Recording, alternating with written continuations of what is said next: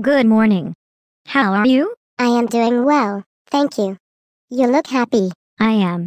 I've been researching assessment practices and I know the difference between formative and summative assessment. Wow.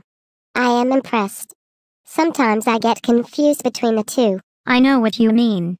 Some of the differences are obvious, but some are not. I would love to hear what you learned. It can be helpful to think of formative assessment as assessment for learning and summative assessment as assessment of learning. I noticed that the phrases have different prepositions. What difference does that make?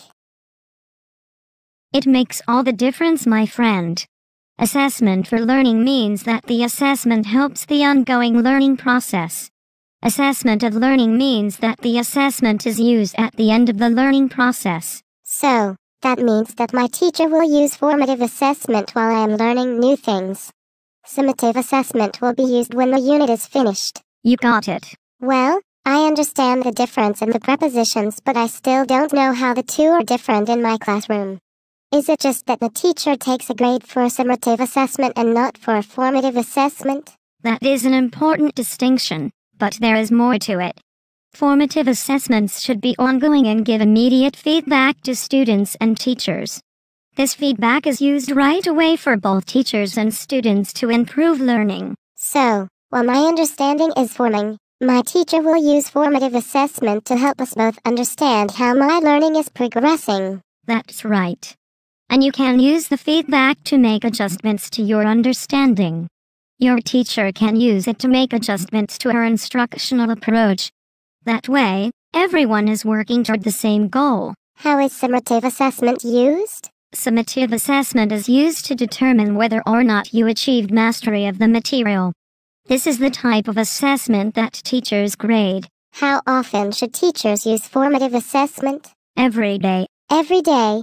If we took a test every day, we would never have time for learning. Formative assessments don't look like tests. Since they are part of the learning process, they are not pencil and paper questions and answers. Teachers use them to find out how everyone is doing at a particular moment. Do you mean something like the teacher asking me how I am solving a problem and then helping me to understand where I am making a mistake? That is an example of formative assessment, but it is usually not possible for a teacher to have that type of conversation with every student every day. So, what will my teacher do to help each of us every day? There are many different ways your teacher can do this. And some take only a minute. A minute? What can a teacher do in a minute?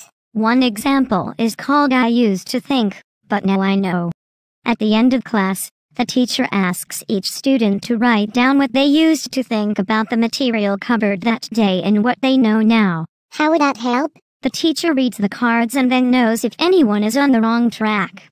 She can change her instruction plan for the next day to help clear up any misconceptions. What about during class? Well, there is one called Fist to 5.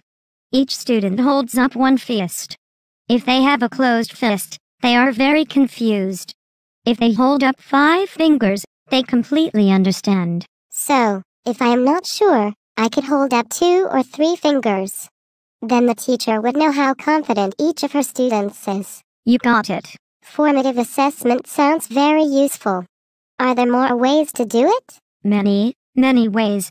As a matter of fact, 2 friends of ours are going to explain a few more. Take it away, Miss Perry and Miss Souls.